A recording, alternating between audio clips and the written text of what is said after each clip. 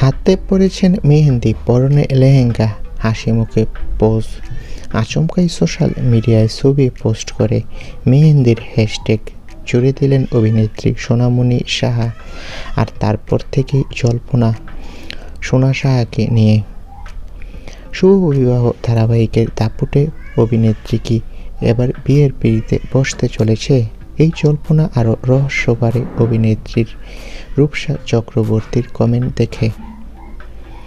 সোনা সাহার ছবিতে কমেন্টে রূপসা লেখে, মেহেন্দি নিমন্ত্রণটা দেরিতে পেলাম, তবে বিয়েতে অবশ্যই যাব।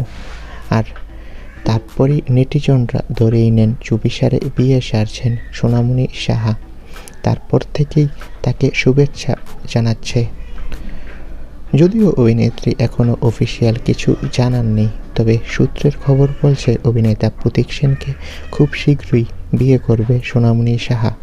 তো বন্ধুরা, যদি সোনামণি সাহা প্রতীক সেনকে শীঘ্রই বিয়ে করে তোমরা কে কে খুশি হবে কমেন্ট করে জানাও। আর আমাদের চ্যানেলটি সাবস্ক্রাইব করে রাখো। সকলকে অসংখ্য ধন্যবাদ।